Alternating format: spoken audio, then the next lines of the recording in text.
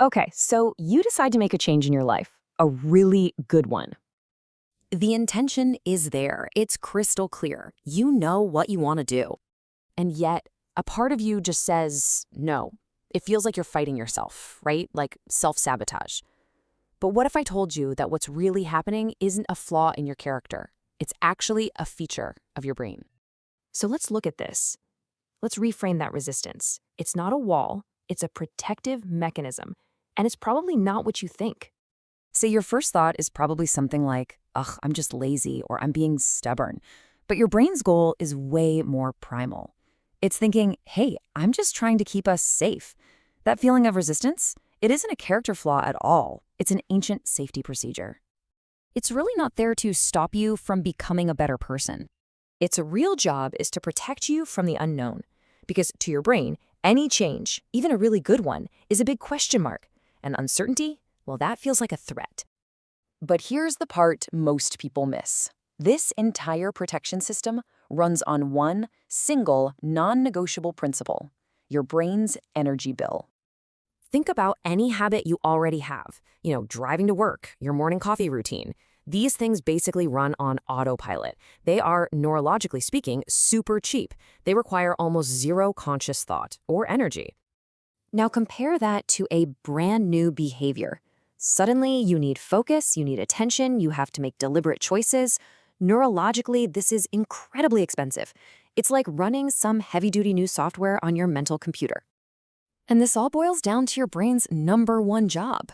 And it's not to make you smarter or faster or even happier.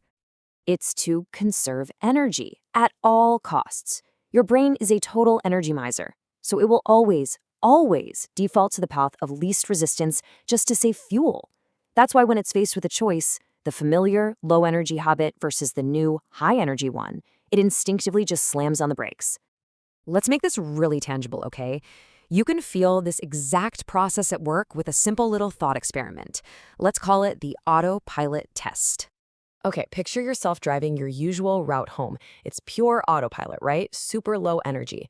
Now, imagine a detour suddenly forces you onto an unfamiliar road. What happens instantly?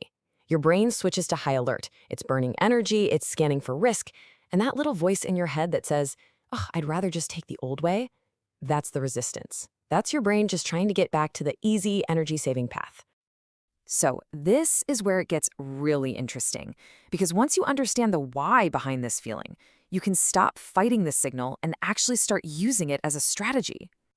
So what does this actually mean for you the next time you feel that pull, that resistance to change? Well, the first step is to just stop treating it like an enemy. Trying to power through it with brute force is like trying to fight your own security guard. It's exhausting and you're literally working against yourself. Instead, you gotta listen.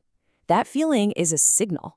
It's your brain basically saying, hey, this is new, this is uncertain. If you make it feel safer for me, if you give me a clearer path, then I'll spend the energy. And all of this really leads to one final powerful thought to take away with you. Resistance isn't a sign that you're doing something wrong. It's a sign that you're doing something new. It's not a flaw in your character. It's just your brain doing its job.